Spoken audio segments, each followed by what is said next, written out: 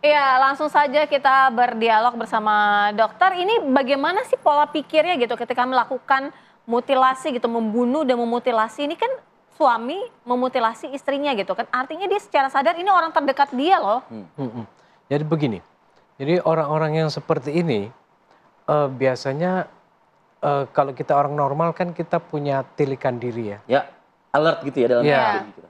Dan kita punya hubungan kedekatan dengan Ya. orang tertentu ya. Betul. Kalau orang-orang yang seperti ini, dia tidak punya perasaan empati atau kita sebutnya kedekatan lah dengan orang ya. Dia sudah tidak punya rasa itu lagi. Meskipun puluhan tahun hidup Iya. bersama dia. Iya. Jadi mungkin selama puluhan tahun itu juga mungkin tidak meresapi dengan baik gitu. Jadi satu saat dia bisa ada titik kulminasinya dan mungkin sudah ada niat dari sebelumnya, kita kan nggak tahu. Apakah dia sudah berencana dari dulunya kan? Sudah ada sesuatu yang tidak nyaman dan mungkin titik munculnya baru sekarang. Oke, kalau berdasarkan cerita-cerita dari masyarakat setempat gitu ya, konon ada informasinya begini, kesal terhadap istrinya karena selalu membela Anaknya. keluarga lah Iya. atau anaknya begitu, yang memang melakukan sesuatu yang salah begitu. Tapi apakah memang harus sampai melakukan hal yang sadis seperti ini gitu loh, memutilasi? Gitu. Iya, memang tindakan ini udah kita bilang adalah suatu tindakan emosional yang berlebih ya. Jadi kita bilang ini suatu pembunuhan yang keji, Ya. ya, sangat keji. Dan kalau analisa saya, harusnya ini kejadian keji ini mestinya sudah ada dari beberapa tahun sebelumnya atau dari muda misalnya ya. Jadi karakter orang ini sebetulnya mungkin Artinya kita lihat track record atau rekam jejak. ya, jadi kita mesti trace back dulu. Dia waktu kecilnya Kenapa seperti dokter apa? fokus ke situ, dok? Karena penyakit ini nggak mungkin serta-merta muncul begitu Ada saja. gitu. Oke. Pasti sudah ada rentetannya. Kita kan nggak mungkin dalam waktu sehari mau bunuh istri kita kan langsung, kalau orang yang normal kan mesti berpikir jauh dong. Ya. Iya. Kalau dia kan berarti mungkin sudah ada gejalin dari awal ya. Dan berniat membunuh istrinya. Ada triggernya gitu. Kalau gejala dari awal, kemudian ada triggernya. Kira-kira tapi kalau membacanya itu seperti apa? Nah begini, biasanya kan orang kalau mau melakukan sesuatu sudah berencana di dalam otaknya. Ya. Ya. Selain mungkin ada orang yang mau bunuh diri, suicidal thought-nya atau mau membunuh orang. Sebetulnya sudah ada dalam benaknya. Cuman mungkin belum dilakukan. Nah satu saat rencana ini akan menjadi kenyataan setelah dia ada bayangan-bayangannya. Makanya kita harus meneliti dulu apakah orang ini ada halusinasi misalnya. Ada waham curiga yang berlebihan atau dikenal di masyarakat delusi ya.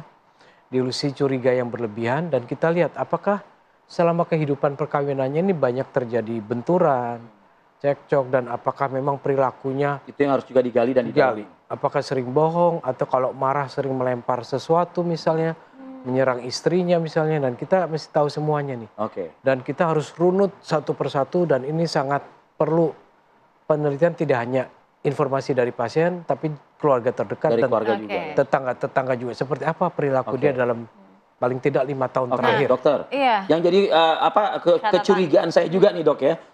Mohon maaf.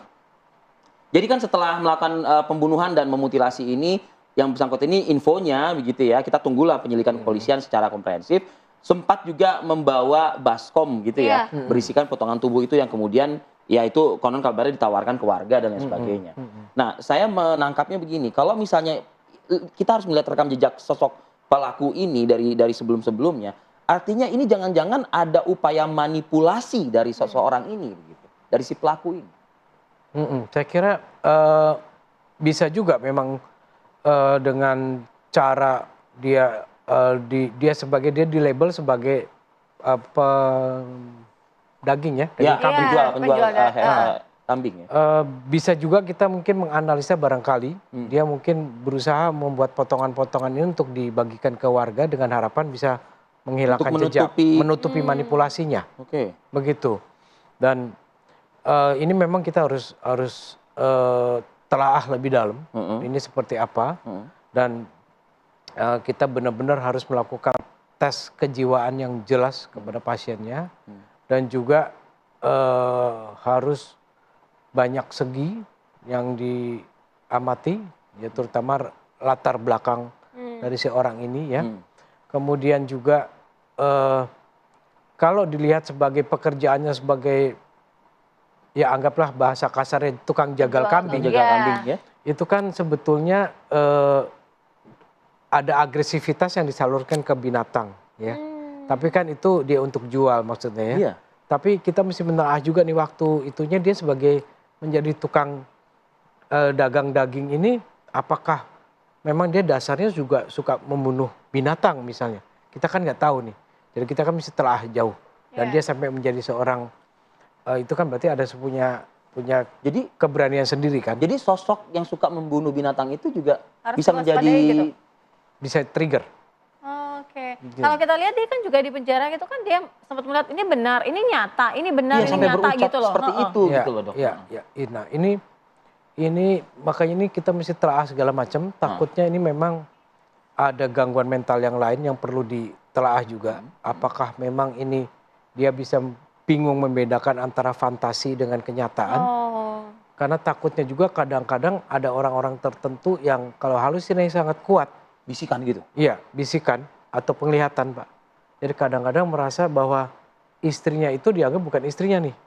Dianggap dia melihatnya bahwa ini sebagai monster atau sebagai binatang yang mengancam dia mau bunuh misalnya, atau itu harus diteliti lebih jauh, belum tentu kan. Iya. Kita lihat ini seperti apa hasil. Oke. Oke, nah Baik. kalau misalnya dokter yang mungkin boleh menjelaskan secara highlight singkat ya dok ya, terakhir nih dok, upaya apa yang bisa dilakukan oleh kedokteran spesialis kejiwaan ini untuk menangani kasus ini gitu misalnya? Oke, jadi Kan tidak hanya interview ya tentunya ya kan? iya betul. Jadi biasanya ini kalau udah kasus-kasus khusus seperti ini, kita di kedokteran jiwa ini kita punya kedokteran jiwa yang khusus forensik. Dan mereka memang mempelajari khusus Di kasus bidang ini? Iya, bidang ini. Karena sekarang kan banyak. Jadi itu memang dia mempelajari di psikiatri forensik. Jadi mereka biasanya diamati lebih jauh dan kalau perlu kadang-kadang mereka dirawat dulu mungkin untuk diobservasi. Orang ini kalau misalnya manipulatif, manipulasinya kan bisa kita lihat ini seberapa jauh perilakunya selama dirawat. Oke, Begitu. baik. Terima kasih Dokter Waskita Rohan sudah bergabung bersama kami dan memberikan penjelasan yang komprehensif. Terima kasih. Semoga tidak ada peristiwa-peristiwa seperti ini lagi ya. Yang sadis dan Sadis. keji seperti ini Betul. gitu ya. Ya, akhir kata saya Sira Safira. Arif Hadi pamit undur diri. Terima kasih atas perhatian yang bersamaan Anda. Sampai jumpa.